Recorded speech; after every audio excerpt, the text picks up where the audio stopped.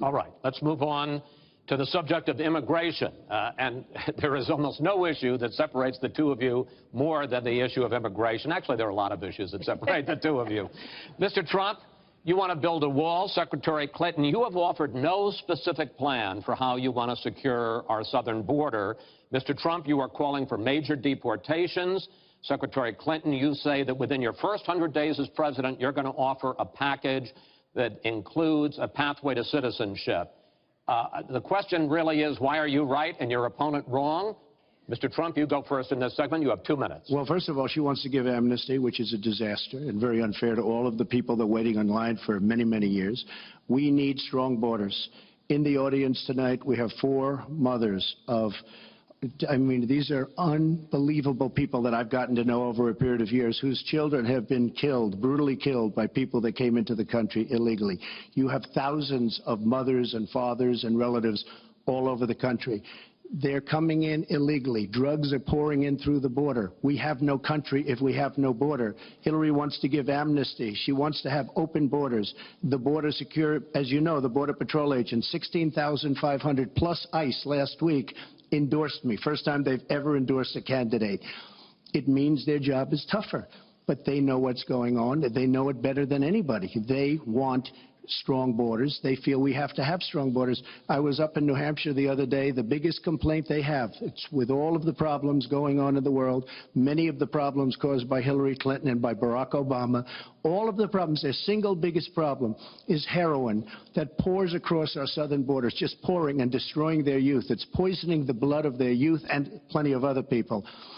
We have to have strong borders. We have to keep the drugs out of our country. Right now, we're getting the drugs, they're getting the cash. We need strong borders. We need we cannot give amnesty. Now, I want to build the wall. We need the wall. The Border Patrol, ICE, they all want the wall. We stop the drugs. We shore up the border. One of my first acts will be to get all of the drug lords, all of the bad ones. We have some bad, bad people in this country that have to go out. We're going to get them out. We're going to secure the border. And once the border is secured, at a later date, we'll make a determination as to the rest. But we have some bad hombres here, and we're going to get them out. Mr. Trump, thank you. Same question to you, Secretary Clinton. Basically, why are you right and Mr. Trump is wrong? Well, as he was talking, I was thinking about a young girl I met here in Las Vegas, Carla, who was very worried that her parents might be deported because she was born in this country, but they were not. They work hard. They do everything they can to give her a good life. And you're right. I don't want to rip families apart. I don't want to be sending parents away from children. I don't want to see the deportation force that Donald has talked about in action in our country.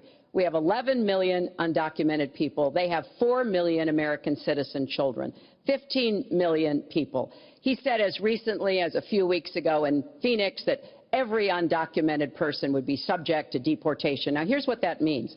It means you would have to have a massive law enforcement presence, where law enforcement officers would be going school to school, home to home, business to business, rounding up people who are undocumented. And we would then have to put them on trains, on buses to get them out of our country. I think that is an idea that is not in keeping with who we are as a nation. I think it's an idea that would rip our country apart. I have been for border security for years. I voted for border security in the United States Senate. And my comprehensive immigration reform plan, of course, includes border security. But I want to put our resources where I think they're most needed, getting rid of any violent person, anybody who should be deported. We should deport them. When it comes to the wall that Donald talks about building, he went to Mexico. He had a meeting with the Mexican president, didn't even raise it. He choked. And then got into a Twitter war because the Mexican president said, we're not paying for that wall. So I think we are both a nation of immigrants and we are a nation of laws, and that we can act accordingly. And that's why I'm introducing comprehensive immigration reform within the first 100 days with a path to citizenship. Thank you, Secretary Clinton. I want to follow up. I think I should respond to that. First of all, I had a very good meeting with the president of Mexico, very nice man. We will be doing very much better with Mexico on trade deals, believe me. The NAFTA deal signed by her husband is one of the worst deals ever made of any kind, signed by anybody. It's a disaster. Hillary Clinton wanted the wall. Hillary Clinton fought for the wall in 2006 or thereabouts. Now, she never gets anything done, so naturally the wall wasn't built. But Hillary Clinton wanted the wall. Well, let me... We are a country of laws. And by the way... No, wait, I'd like to hear from... I'd like to hear from Secretary Clinton. I voted for border security, and there are... there are some limited places where that was appropriate. There also is necessarily going to be new technology and how best to deploy that. But it is clear when you look at what Donald has been proposing. He started his campaign bashing immigrants, calling Mexican immigrants rapists and criminals and drug dealers, that he has a very different view about what we should do to deal with immigrants. Now, what I am also arguing is that bringing undocumented immigrants out from the shadows, putting them into the formal economy will be good, because then employers can't exploit them and undercut Americans' wages. And Donald knows a lot about this. He used undocumented labor to build the Trump Tower. He underpaid undocumented workers, and when they complained, he basically said what a lot of employers do. You complain, I'll get you deported. I want to get everybody out of the shadows, get the economy working, and not let employers like Donald exploit undocumented workers, which hurts them but also hurts American workers. Mr. Trump. President Obama has moved millions of people out. Nobody knows about it. Nobody talks about it. But under Obama, millions of people have been moved out of this country. They've been deported. She doesn't want to say that, but that's what's happened, and that's what's happened big league. As far as moving these people out and moving, we either have a country or we don't. We're a country of laws. We either have a border or we don't. Now, you can come back in and you can become a citizen, but it's very unfair. We have millions of people that did it the right way. They're online. They're waiting. We're going to speed up the process, big league, because it's very inefficient. But they're online and they're waiting to become citizens. Very unfair that somebody runs across the border, becomes a citizen. Under her plan, you have open borders. You would have a disaster on trade, and you will have a disaster with your open borders. But what she doesn't say is that President Obama has deported millions and millions of people just the way it is. Secretary Clinton, I want to... We will not have open borders. Well, that is a rank mischaracterization. Secretary Clinton. We will have secure borders, but we will also have reform. And this used to be a bipartisan issue. Ronald Reagan was the last president to sign immigration reform, and George W. Bush supported it as well. Secretary Clinton, I want to clear up your position on this issue, because in a speech you gave to a Brazilian bank for which you were paid $225,000, we've learned from the WikiLeaks that you said this, and I want to quote, "My dream is a hemispheric common market with open trade and open borders." So that's the question. That's the question. Please quiet, everybody. Is that your dream, open borders? Well, if you went on to read the rest of the sentence, I was talking about energy. You know, we trade more energy with our neighbors than we trade with the rest of the world combined. And I do want us to have an electric grid, an energy system that crosses borders. I think that will be a great benefit to us. But you are very clearly quoting from WikiLeaks, and what's really important about WikiLeaks is that the Russian government has engaged in espionage against Americans. They have hacked American websites, American accounts of private people, of institutions. Then they have given that information to WikiLeaks for the purpose of putting it on the Internet. This has come from the highest levels of the Russian government, clearly from Putin himself, in an effort, as 17 of our intelligence agencies have confirmed, to influence our election. So I actually think the most important question of this evening, Chris, is finally, will Donald Trump admit and condemn that the Russians are doing this and make it clear that he will not have the help of Putin in this election, that he rejects Russian espionage against Americans, which he actually encouraged in the past. Those are the questions we need answered. We've never had anything like this happen in any of our elections before. That was a great pivot off the fact that she wants open borders, okay? How did we get onto Putin? Hold on. No. Wait. Hold on, folks, because this is going to end up getting out of control. Let's try to keep it quiet for the candidates and for the American people. So just to finish on the borders. Yes. She wants open borders. People are going to pour into our country. People are going to come in from Syria. She wants 550% more people than Barack Obama. And he has thousands and thousands of people. They have no idea where they come from. And you see, we are going to stop radical Islamic terrorism in this country. She won't even mention the words, and neither will President Obama. So I just want to tell you, she wants open borders. Now we can talk about Putin. I don't know Putin. He said nice things about me. If we got along well, that would be good. If Russia and the United States got along well and went after ISIS, that would be good. He has no respect for her. He has no respect for our president. And I'll tell you what, we're in very serious trouble because we have a country with tremendous numbers of nuclear warheads, 1,800, by the way, where they expanded and we didn't.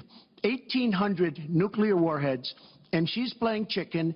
Look, Putin, from everything I see, has no respect for this person. Well, that's because he'd rather have a puppet as president of the United States. No puppet. And it's pretty clear. You're the puppet. It's pretty clear you won't admit that the Russians have engaged in cyber attacks against the United States of America, that you encouraged espionage against our people, that you are willing to spout the Putin line, sign up for his wish list, break up NATO, do whatever he wants to do, and that you continue to get help from him because he has a very clear favorite in this race. So I think that this is such an unprecedented situation. We've never had a foreign government trying to interfere in our election. We have 17 intelligence agencies, civilian and military, who have all concluded that these espionage attacks, these cyber attacks, come from the highest levels of the Kremlin, and they are designed to influence our election. I find that deeply disturbing, and I think it's time. She has no idea whether it's Russia, China, or anybody else. I am not quoting myself. No idea. I am quoting you 17, have no idea. 17 do you doubt 17 military and civilian agencies? Well, yeah, he'd rather believe Vladimir Putin than the military and civilian intelligence professionals who are sworn to protect us. I find that just absolutely She doesn't like Putin because Putin has outsmarted her at every step of the way. Excuse me. Putin has outsmarted her in Syria. He's outsmarted her every step of the way. I do get to ask some questions. Yes, and I would like to ask you this direct question. The top national security officials of this country do believe that Russia has been behind these hacks. Even if you don't know for sure whether they are, do you condemn any interference by Russia in the American election? By Russia or anybody else. You condemn their interference? Of course I condemn. Of course I can. I don't know Putin. I have no idea. I never met Putin. This is not my best friend. But if the United States got along with Russia, wouldn't be so bad. Let me tell you, Putin has outsmarted her and Obama at every single step of the way. Whether it's Syria, you name it, missiles. Take a look at the startup that they signed. The Russians have said, according to many, many reports, I can't believe they allowed us to do this. They create warheads, and we can't. The Russians can't believe it. She has been outsmarted by Putin, and all you have to do is look at the Middle East. They've taken over. We've spent $6 trillion. They've taken over the Middle East. She has been outsmarted and outplayed worse than anybody I've ever seen in any government whatsoever. We're a long way away from immigration, but I'm going to let you finish this topic. Well, you got about 45 seconds. Yeah, and she always will be. I find it ironic that he's raising nuclear weapons. This is a person who has been very cavalier, even casual, about the use of nuclear weapons. He's advocated more countries getting them, Japan, Korea, even Saudi Arabia. He said, well, if we have them, why don't we use them, which I think is terrifying. But here's the deal. The bottom line on nuclear weapons is that when the president gives the order, it must be followed. There's about 4 minutes between the order being given and the people responsible for launching nuclear weapons to do so. And that's why 10 people who have had that awesome responsibility have come out and in an unprecedented way said they would not trust Donald Trump with the nuclear codes or to have his finger on the nuclear button. I have 200 generals and admirals, 21 endorsing me, 21 Congressional Medal of Honor recipients. As far as Japan and other countries, we are being ripped off by everybody in the world. We're defending other countries. We are spending a fortune doing it. They have the bargain of the century. All I said is we have to renegotiate these agreements because our country cannot afford to defend Saudi Arabia, Japan, Germany, South Korea, and many other places. We cannot continue to afford. She took that as saying nuclear weapons. Look, she's been proven to be a liar on so many different ways. This is just another lie. Well, I'm just quoting you when There's you were no asked quote. about You're a not going to find a quote from me. nuclear competition in Asia. You said, you know, go ahead, enjoy yourselves, folks. That kind And of defend language, yourselves. the And defend United yourselves. I didn't say States has nuclear. kept And the defend peace. yourself. The United States has kept the peace through our alliances. Donald wants to tear up our alliances. I think it makes the world safer, and frankly, it makes the United States safer. I would work with our allies in Asia, in Europe, in the Middle East, and elsewhere. That's the only way we're going to be able to keep the peace.